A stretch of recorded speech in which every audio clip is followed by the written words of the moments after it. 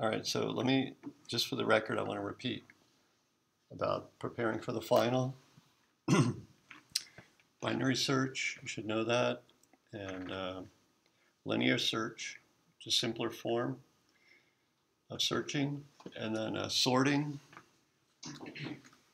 and finding maximums and minimums, and computing totals like sums across vectors and arrays and two-dimensional arrays.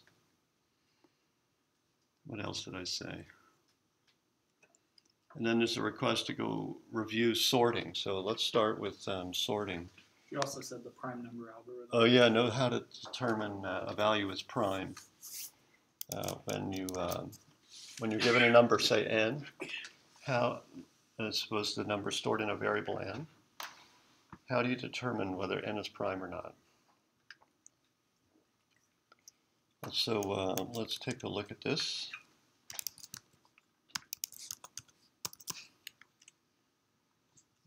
You know, this is, I want to start that up.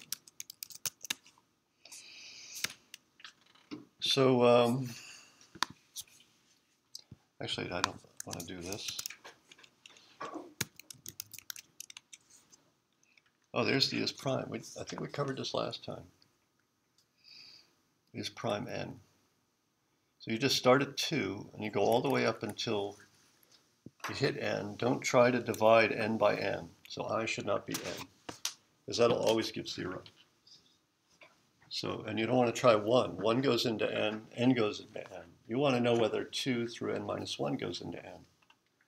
You know, and when I first introduced this, I said, well, you can use square root of n here. But I regret having done that, because it's the people that don't think about prime numbers, maybe they're not math majors, they're not exposed to this. So I want to remember not to mention that next quarter.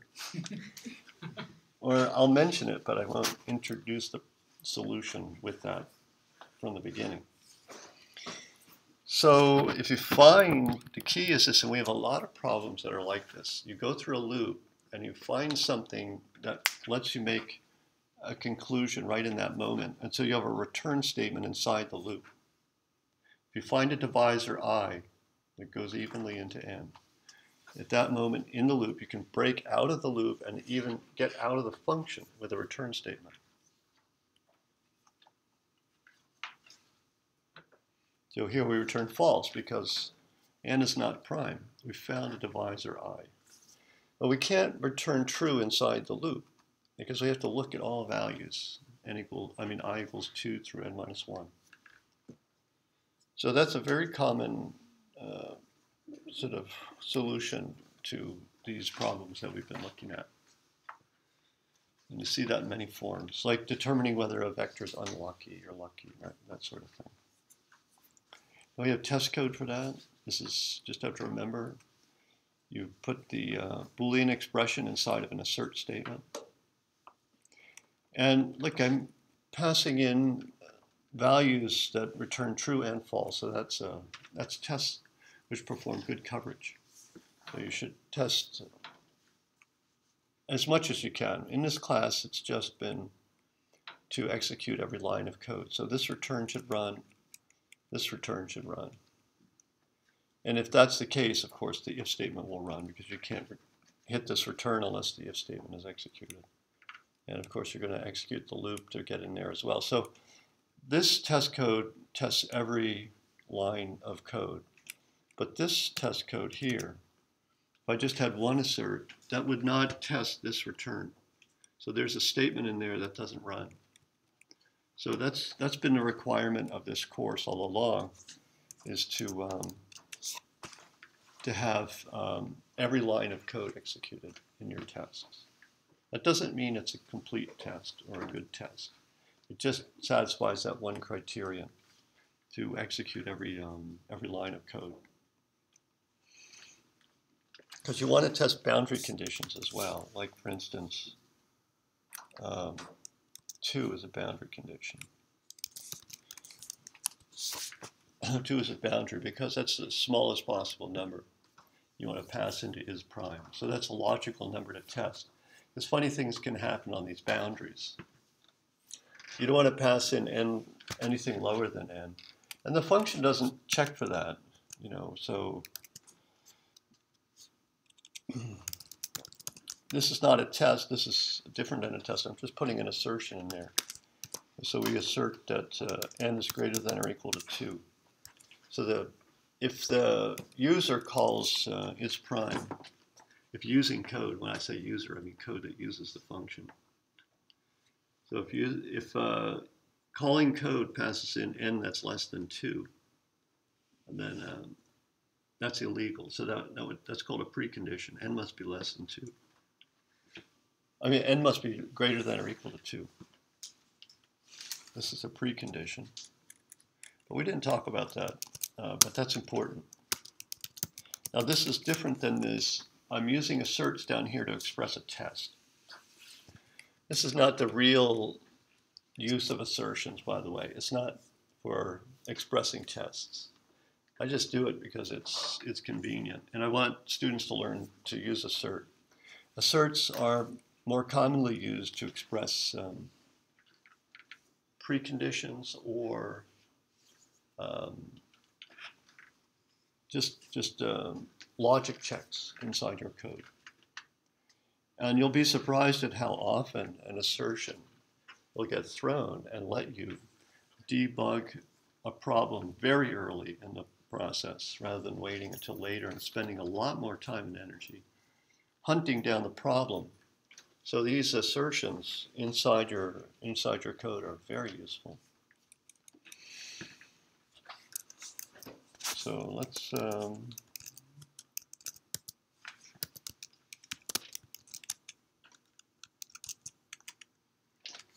so that works. Sure, normally we say all tests are passed, something like that. Right?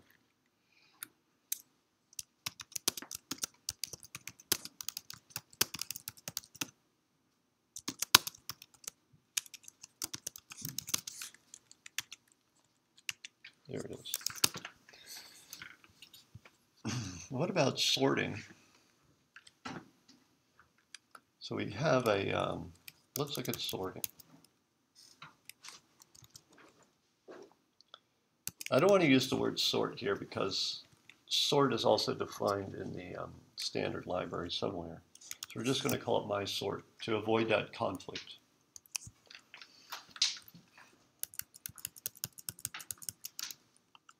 And bool does not, my sort modifies the data structure that's passed into it.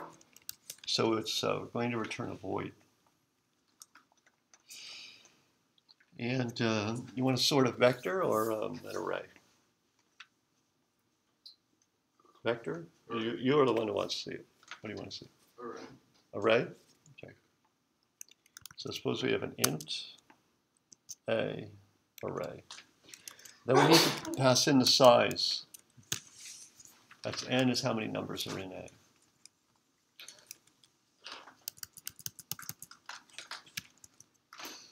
We're going to create this A, int A.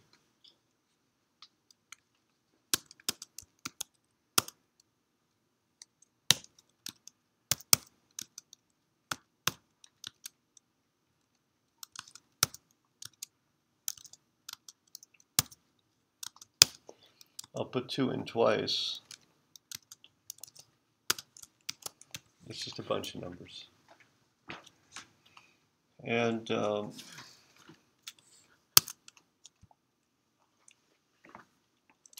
we call it my sort.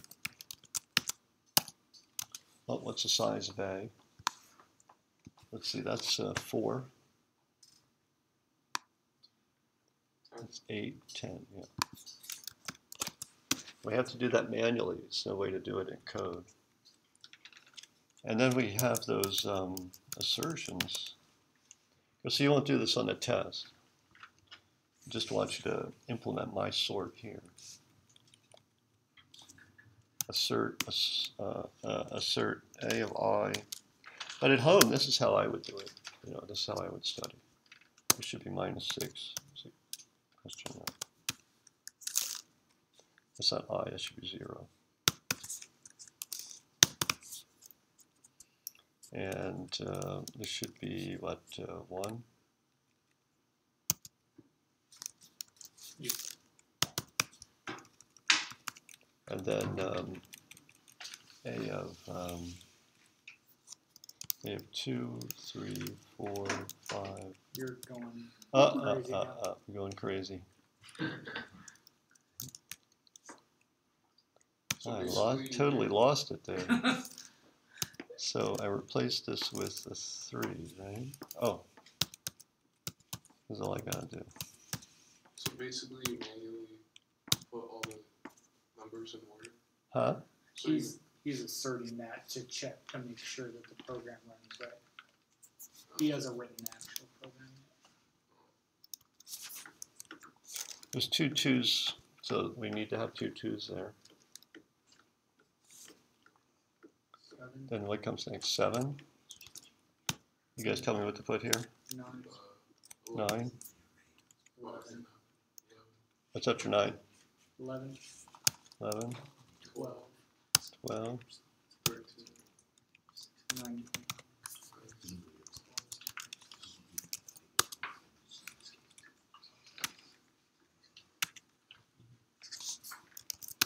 You haven't written a nice work program yet. Yeah. So we're all ready to go, okay? So when we're sorting, what we do is we're going to run through the numbers. There's different ways of doing it.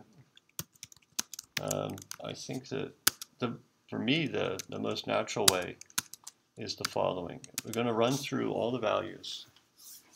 We're going to look at each position and say, I want the number, I'm going to fix what goes into this slot. So we start at 0. Let's put what needs to go into position 0 there first. And then once we put the number that needs to go there, which is -6, once we put -6 into position 0, then we're going to go to the next position 1 and put what belongs there, which is a 1. So we're just going to progressively step forward, inserting into that spot what needs to go there. And to decide what goes there, we're going to look at from where we are now to the end of the vector, or the end of the array.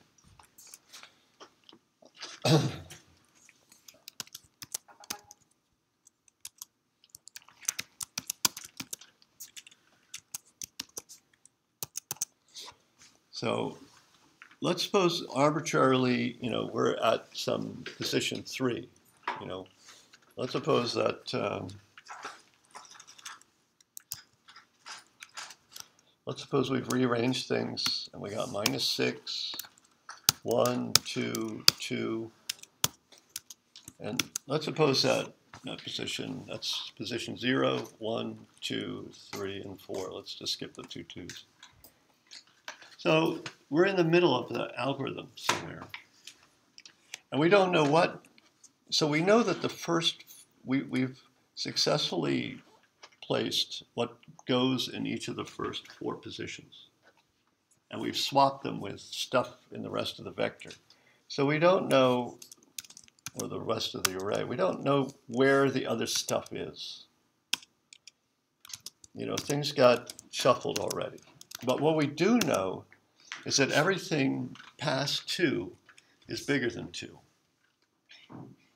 Because if it was smaller than 2, we would have placed it in one of these earlier positions. So everything to the right of I, now this is I, right? This is position I. And then we're going to increment I. We're going to move it to the next value. We're going to say, all right. We go to the next value. Everything before I is already less than everything at I and after I. So we're just going to scan what's remaining to find the smallest number in what's remaining, and then swap it with what's currently at I. And that's it. That's the algorithm. So we need another loop. We're going to start at, we might as well start at I plus 1.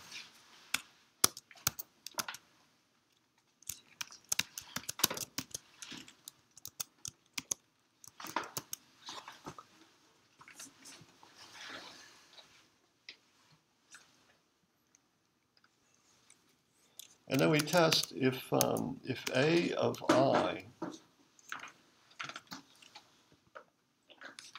we'll say A of J. If A of J is less than A of I,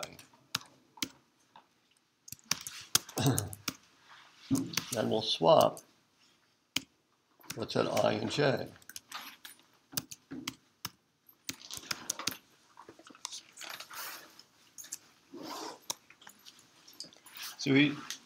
See, look, we're here, and so, you know, what's there is okay. We'll leave it there. We don't have to compare this value at I to itself. So we're going to start with J. We're going to start with J over here. And then we're going to move it to here. Then we're going to move it to here. And each time we move it, we'll potentially swap the value at J with the value at I, so that we're always getting the smallest value that will end up, the smallest value we find will end up in position I. We need to have this test. It's a test to see if A of J is less than A of I. If that's the case, we swap. And when we start this analysis, we can start with J equaling I plus 1.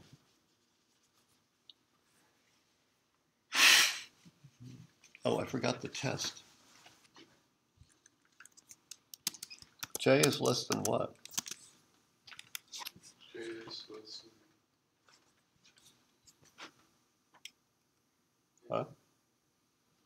N minus 1.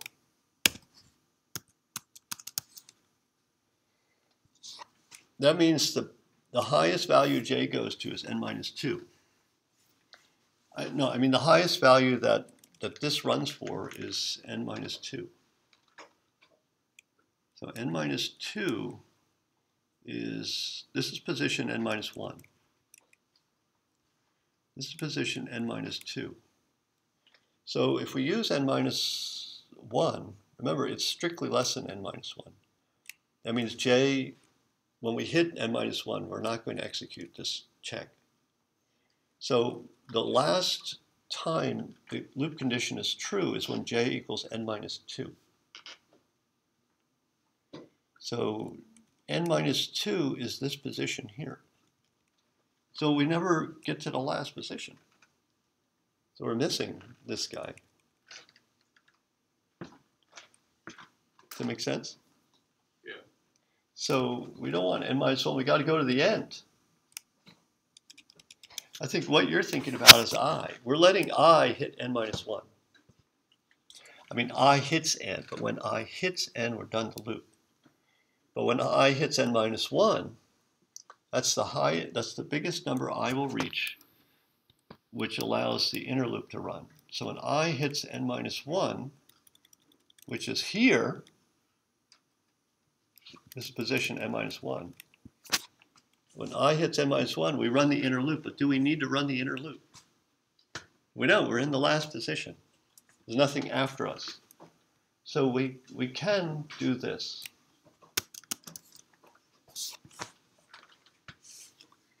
However, it's not necessary because we can let I hit the last position. We can let I hit the last position.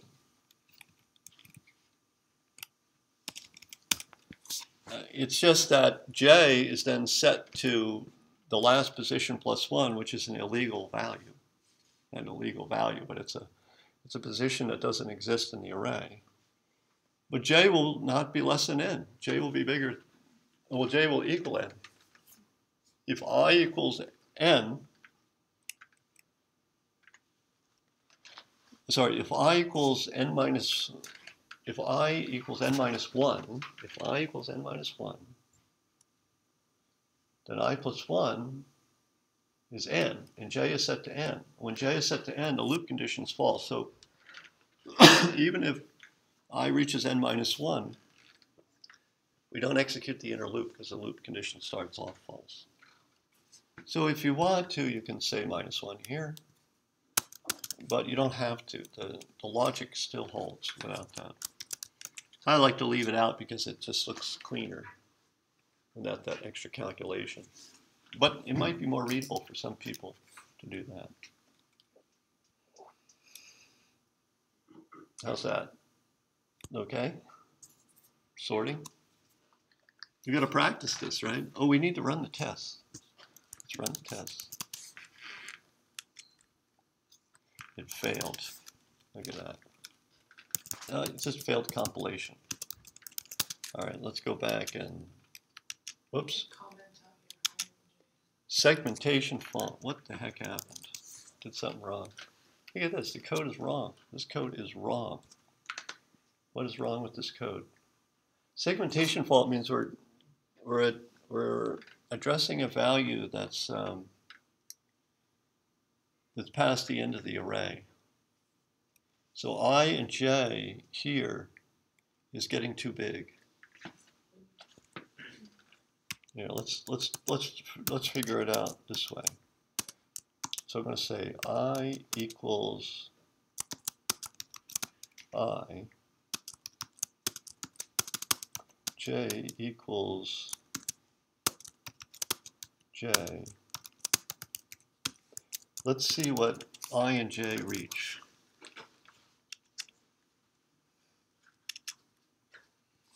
I reaches 780. Why is I reaching 780? That's way past 10, you know, right? So why is I reaching 780?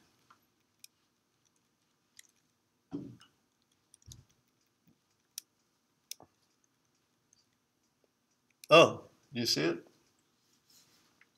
Why is I reaching 780? Yeah, look at this, right there. You're inside this inner loop. This inner loop is, the loop condition is always true because j never changes.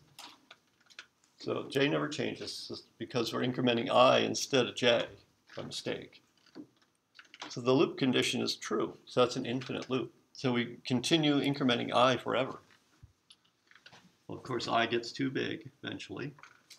And then when we try a of I, it's outside of our memory area that we're supposed to access as a process. So we get what's called segmentation fault.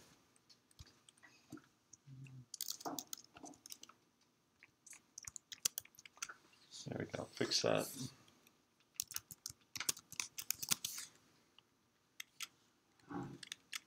There we go, we got it.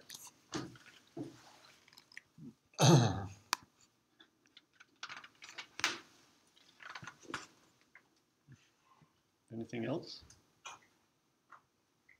You just go over linear search too. I know it's the easier one. What's that? Go over linear search. Linear search.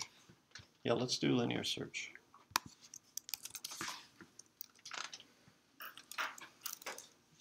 So let's look for -6. So inside A, which is of size 10, let's look for -6. Its position is 0, 1, 2.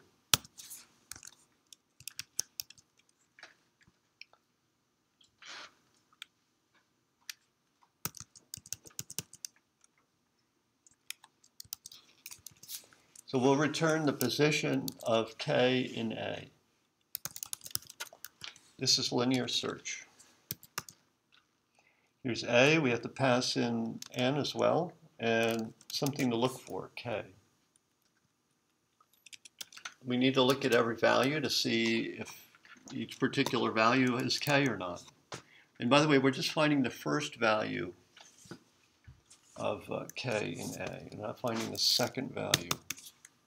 And I'll give you an example. If we look for 2,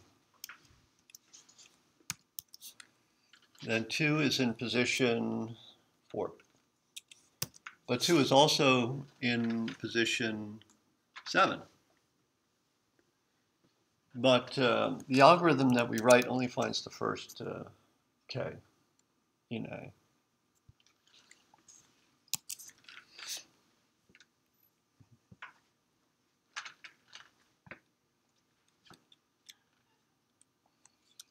So in here we have a test. You know, I is ranging from 0 to, you know, it's starting at position 0 and it goes all the way up to and includes the last position n minus 1.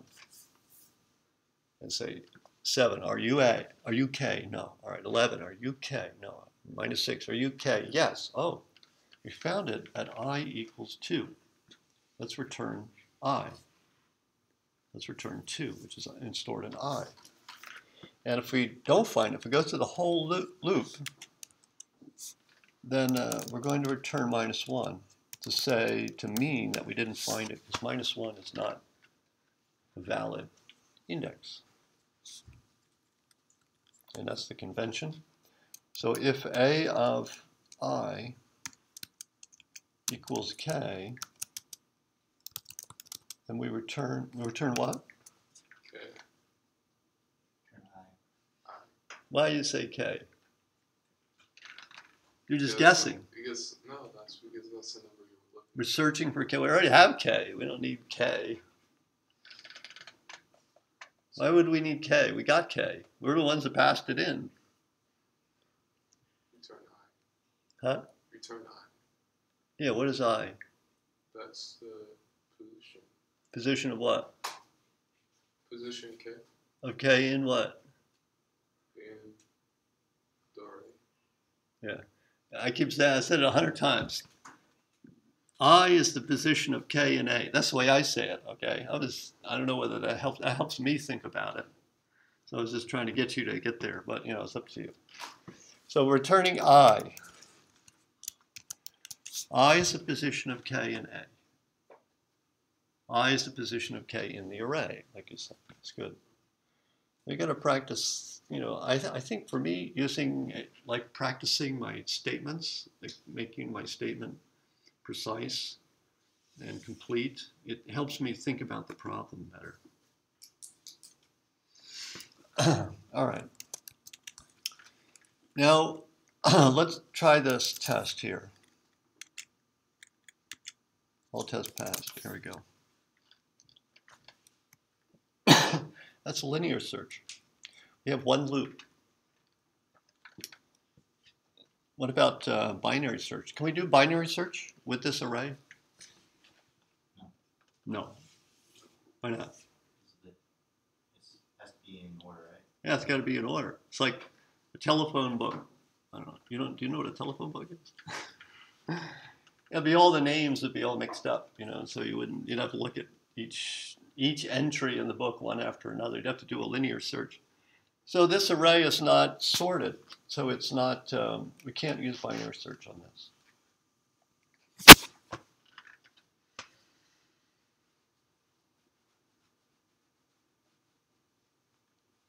What else do you want to do?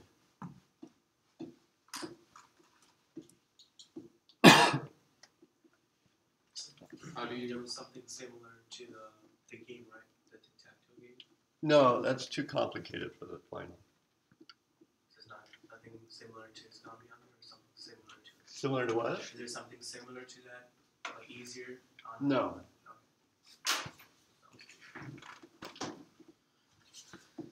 Maybe guess the number game. I've put that in my final before. I don't remember what I put on this final. I already made the final like 2 weeks ago. I forgot. I know in the past I put guess the number game on the final. Can you do that? Guess the number? Yes. You can do it. All right. Do you want to see it? Yeah. All right. Let's do guess the number. Can you also do the problem where you have to count negatives in a two-dimensional array? Count negatives in a 2D array. I can do that too, yeah. Let's do guess the number. So the guess will be, we're going to look for the number 17.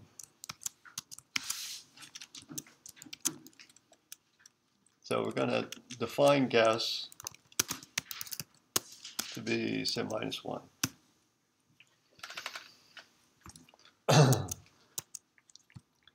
And then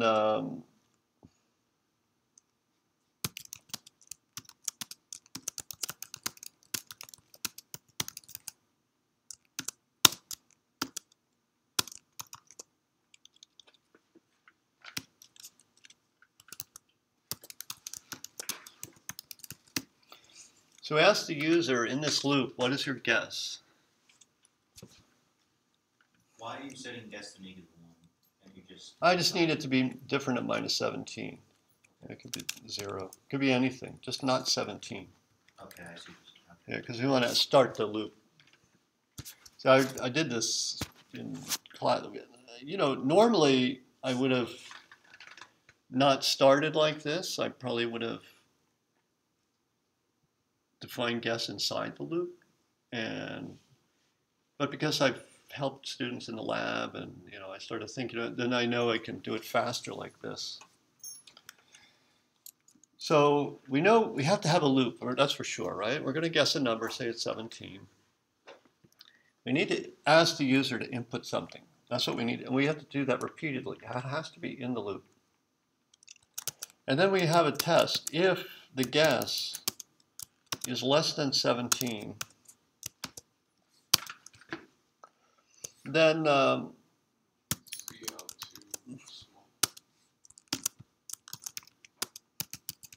too small.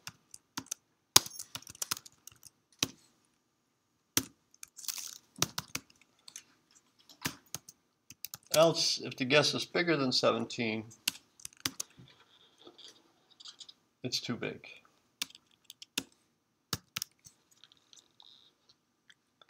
Else, break. That means it equals 17.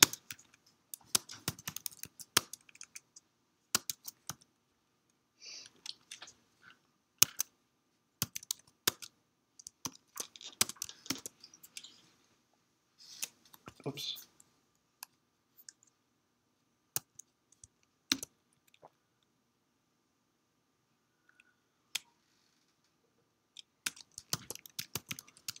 It doesn't have to be exactly like this. Like I said, I was helping students in lab and did this in lecture, so I remembered that, you know, I could do it like this.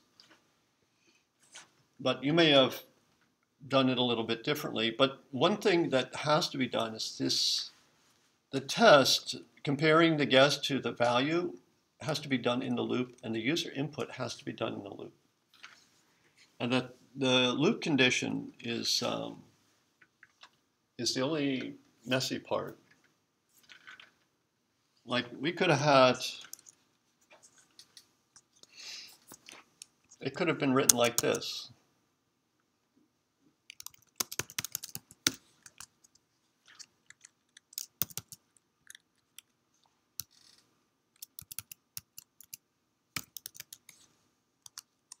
Oh, this is good too. Look at that. It's even simpler, isn't it? Is that simpler? Maybe. Then we have an infinite loop. We just wait until we hit this break.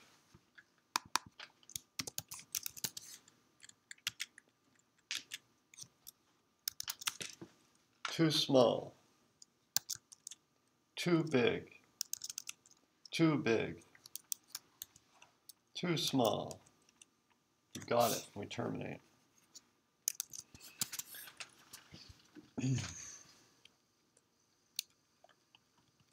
This is the computer making the human do binary search for, right?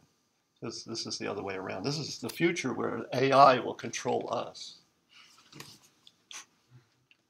All right. So what was the other question? You wanted to look at, forgot what you asked. Oh yeah, counting negative. Counting negative numbers in a two-dimensional array? Yeah. Okay.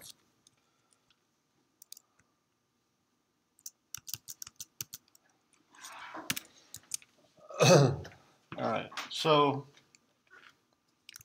let's create an array. I can't remember, this doesn't work, does it? It's say it's 3 by 2. Just because I don't want to type in a lot of numbers. And a of 0, 0 equals -1.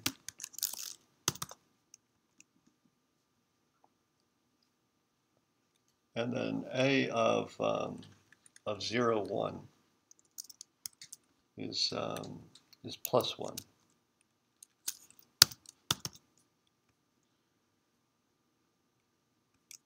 And then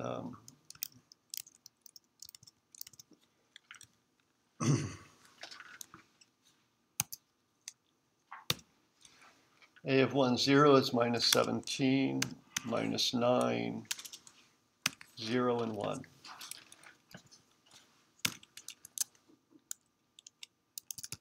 We'll do it like this. Instead of an assert, we'll just do this.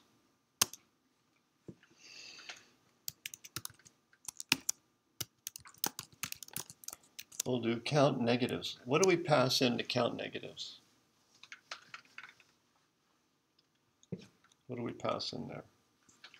So the function will be count negatives.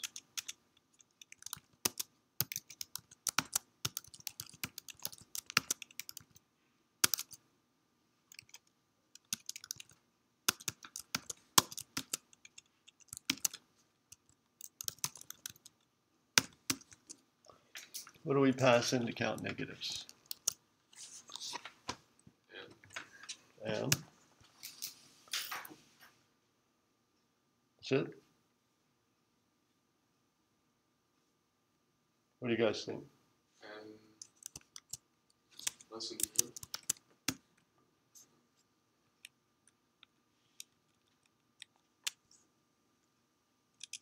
I'm just going to print the number that count negatives returns. What do we pass in to count negatives?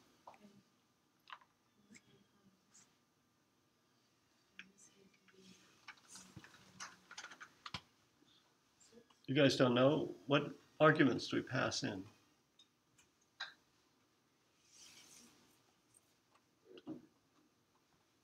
I know you know, so don't say. You guys know? What do I pass in? If n is less than 0. No, I'm just saying what arguments do I pass in here? I meant what arguments do we pass in to? It's a function, we're calling a function. When you call a function, you pass in arguments. They're separated by commas. You know?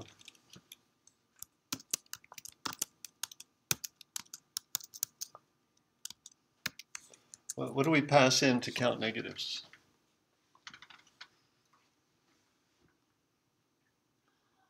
Do you know? You don't know? Isn't it R and C because it's the world? What does count negatives do? It counts how many. Counts the what? It counts how many negatives there are in the array. In what? In the array. The array. Okay, which array? Up here. This function counts the number of negative numbers in the array, right? Yeah. Which array?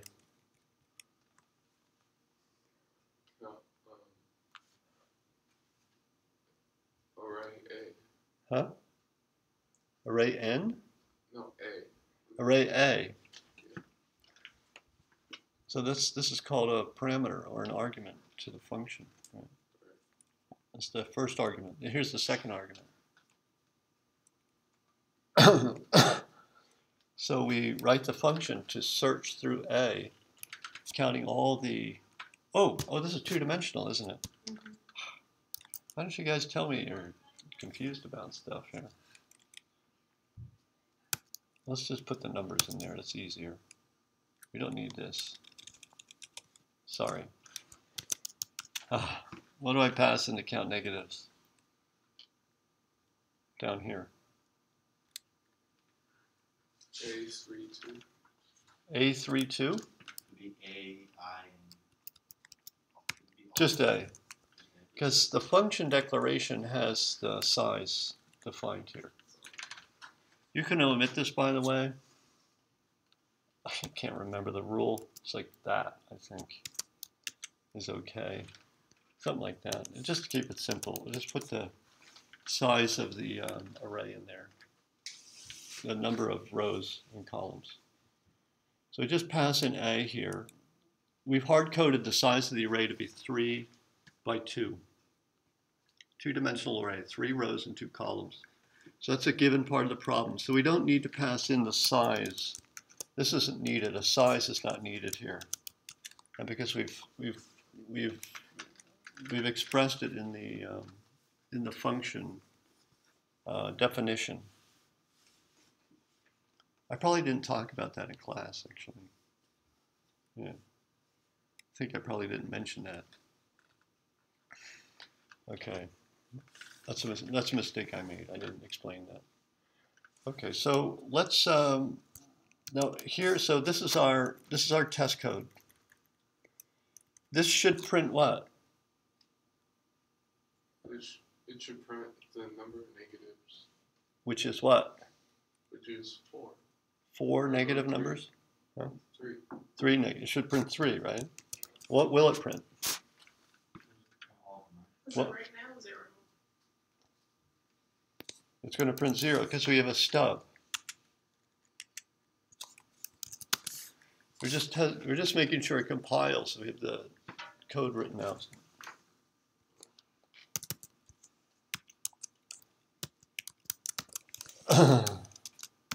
So we're going to run through the rows.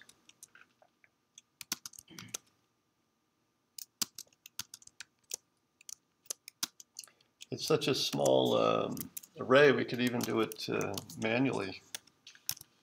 Sorry about that. So we need to go through the rows and columns. Let me do it like this. I'll do I guess I and J is good.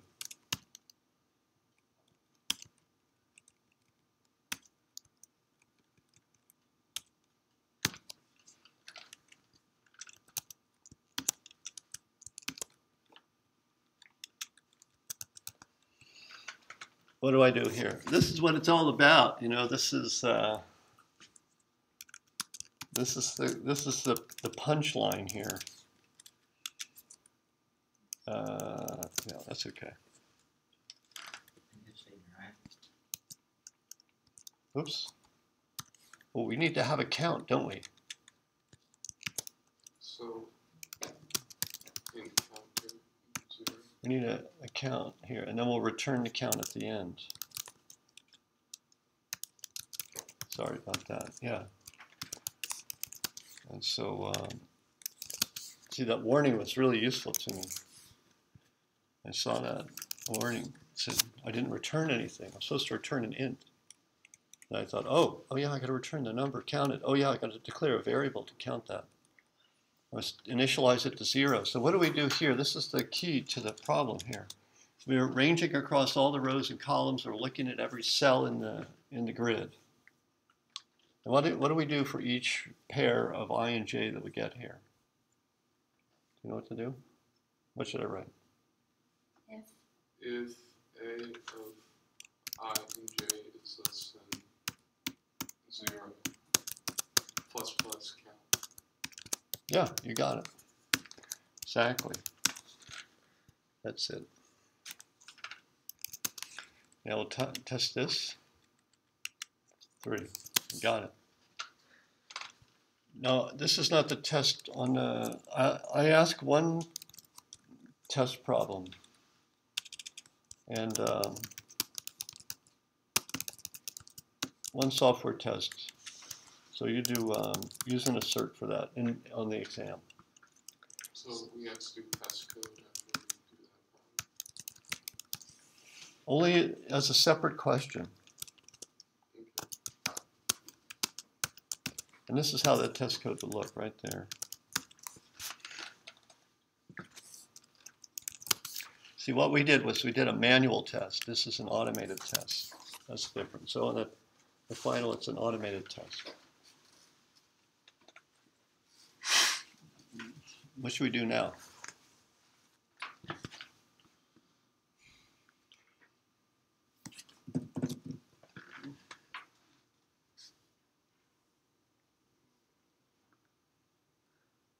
You know, this subject, the thing that I try to encourage and that I instill in the students is to write code the way I do in lecture. I'm not like writing code and talking and thinking. Sometimes we look stuff up, but not very often. But you would look things up a lot more than me. And then we're running these tests. And we're playing with it, and so we're just gaining that competency of taking our ideas and expressing them in code. And then so you know, rather than doing it just on paper, you know, to actually use the computer is key, in my opinion. Although doing things just on paper is good as well, but it takes more discipline to use paper. You know, it's like math. You know, when you do math and you write out, say, a proof to a problem, solve a problem, you can't check it. I mean, what are you going to do? You have to, other people have to accept your work, your written work. So it's human to human. Here it's human to computer. You know, we want the computer to accept our work. We write it, you know, if we can write a correct test, you know, we know whether we got it or not. Of course, the test is finite, so we don't really know. We're just increasing the confidence, the probability, feeling that we have that we got the problem solved correctly. So computing and programming takes less discipline than math. Math, you have to have a more, in a sense, you have to have a more disciplined mindset.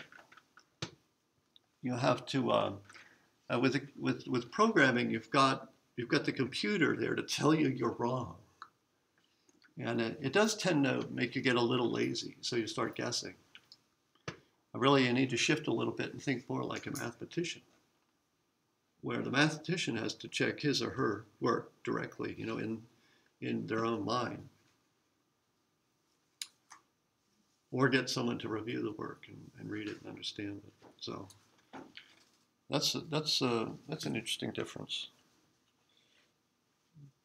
So, you know, it's having the computer available to test your algorithms is really handy.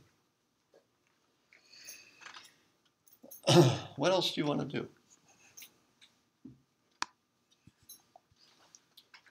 How about, you need to do one of these. Look at this one here. This one, look at that. Can you do this one? This number class? Develop a number class. Let's do this one together. This will be the last thing we do.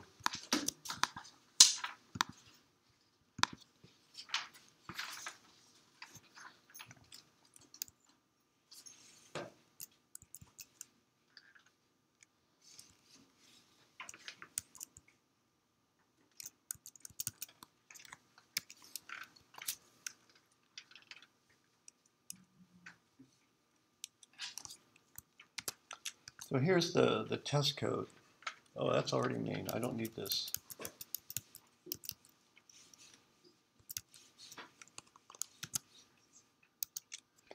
So we have a number class here, and instances of the number class represent numbers, integers. Okay, here we're calling the constructor, the number constructor, passing in a value 9. That 9 will be stored internally by this data type instance. And then we're going to invoke functions on that instance, such as is prime or is divisible by. And we're going to call these in these tests. We're not really solving a real problem. We're just learning about syntax. So we have a class called number.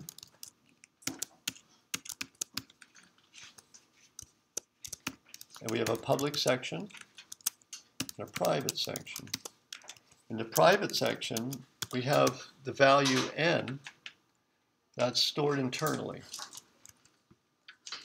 But you know what? I'm going to do this. Somehow I see it like this a lot. I want to cut back a little bit on the indentation here. And we need a public constructor. Constructor takes an integer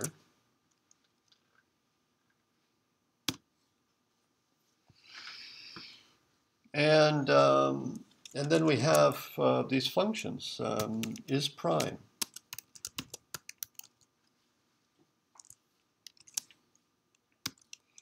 And is prime is a const, by the way. It doesn't modify the instance.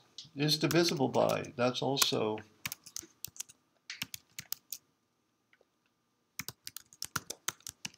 a const.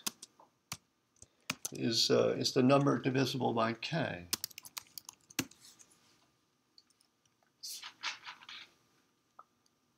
So we only have two functions, if you don't count the constructor.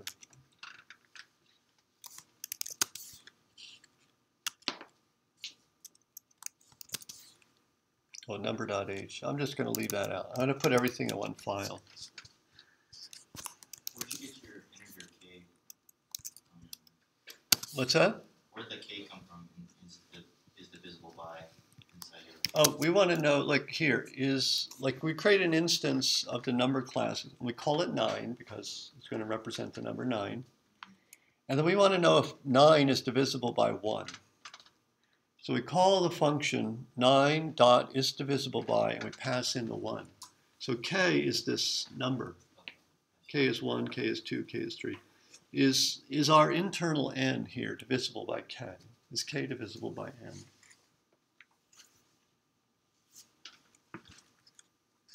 Well, let's do that one first. It's the easier one. So when the function, we have to prefix this like that. We have to tell the compiler is divisible by, as we're defining it here, is a member function of the number class. So we use that syntax. We label the function with this prefix. So how do we know? Now the n internally, this private variable n represents the number that we're representing. So how do we know, how do we determine whether this n is divisible by k? If n mod k equals 0. Yeah, if n mod k is 0, then what? Return false. Return true. Else return false. Make sense? Here's a faster way to do it.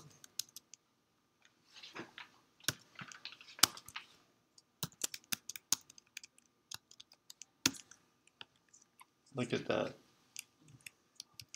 That's a lot shorter, isn't it? See, n mod k equals 0 is a Boolean expression. It evaluates to true or false. It evaluates to true when n is divisible by k. This is exactly when we want to return true. We just make it, this is what you'll see programmers use. This is verbose. This is a lot of extra talking when you only have to do this short little expression. That makes sense. But on the exam, if you don't get it, if you can't remember this or this doesn't make sense to you, just use this one then. It's okay. That one's all right.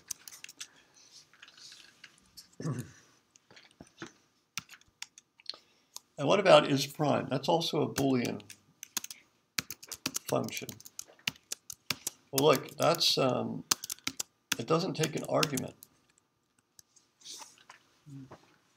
Because we're just asking, the calling code is just asking whether the number this instance represents, whether it's prime or not. So we just have our, we have our standard test here.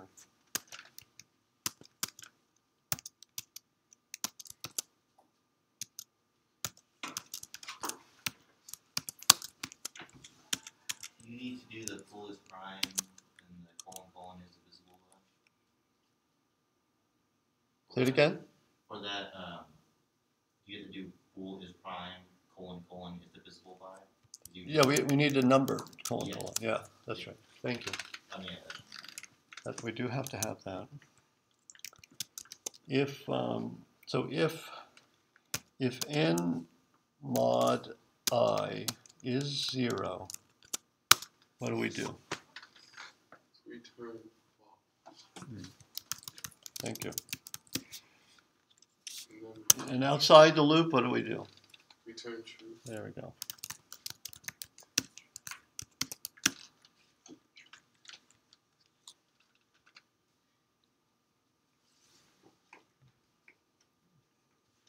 So that's enough for these tests. We're not calling any other functions.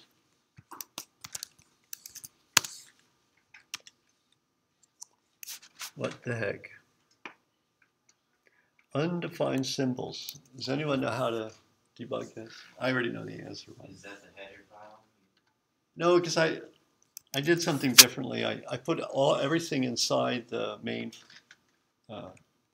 file, so we don't need to import a header file. We already have our class declaration here, our function definitions here. They're all available.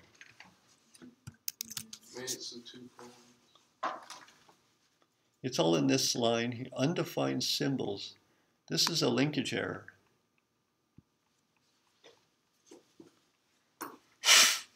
It says, see this LD?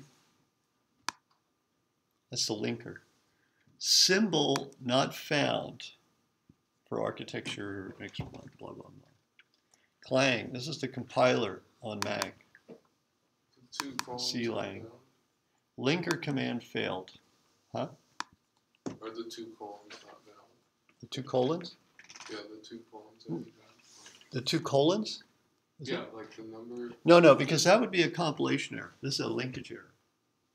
This means the compilation succeeded. Now what it's doing is trying to, wherever the function is called, it's trying to locate that function and wire it up.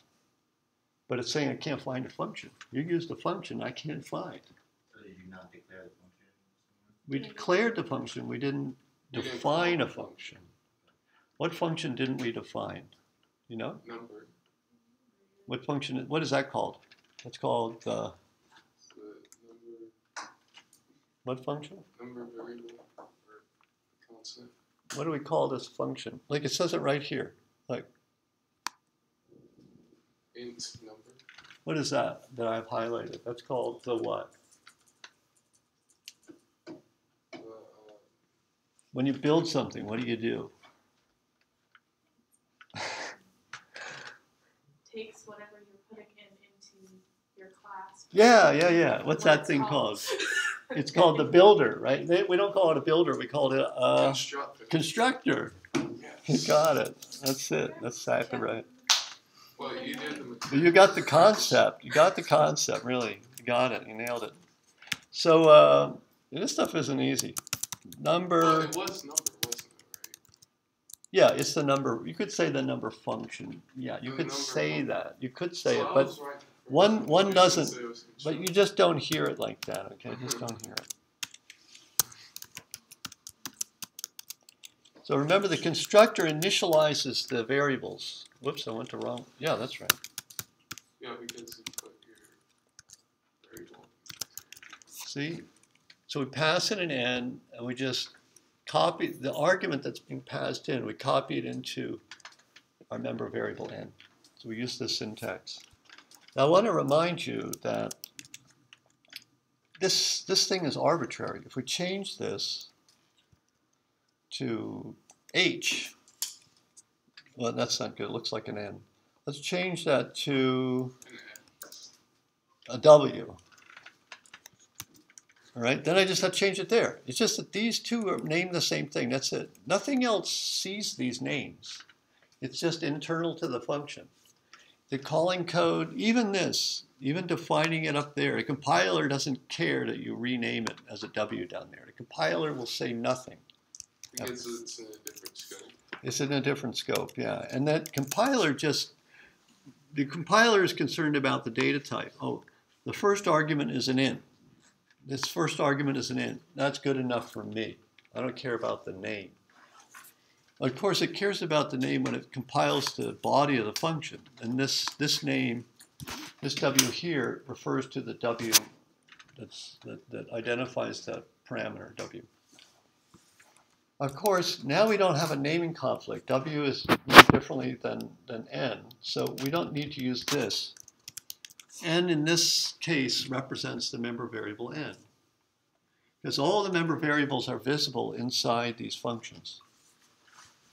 It's just that when you have an overlap, when you have a naming conflict, then you need to distinguish between the member variable, a variable name, and the parameter name, function parameter name. How do you know if it's an overlap? If they have the same name, that's all. So if I, if I decide to call this one n,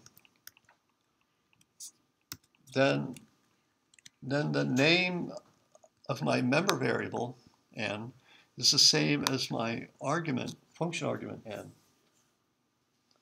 And this is the standard practice, by the way. Just because it's good documentation, this n is meant to be directly copied into the private variable n. So we just use the same name by convention, just as a sort of a means of documentation. On the old days, people would say, oh, this is bad, we got to give it a different name. I see some older professors that use different names. But in practice, when you look at code, fresh code on the internet, in books, I don't know about books, most books, when you see code written, it's written this way. And some languages require it this way, such as Python. Python, you always have to label, and JavaScript, you have to label member variables with some kind of a prefix like this. And in Python, I think it's self. I don't remember. I don't use that language very much. And in JavaScript, you use this. In JavaScript, it would look like this. This dot n. This is JavaScript. Those are other languages.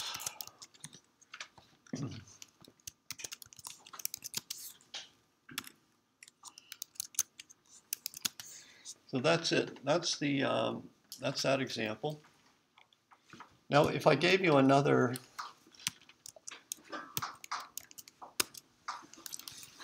maybe I could do, I'll do set value.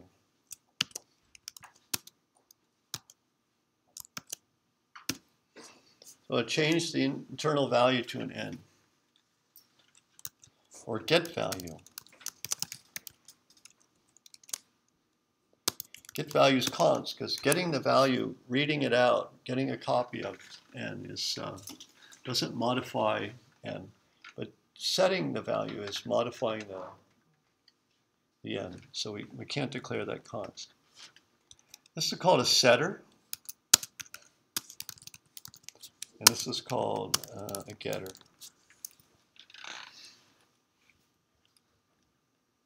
I think there might be another name for that.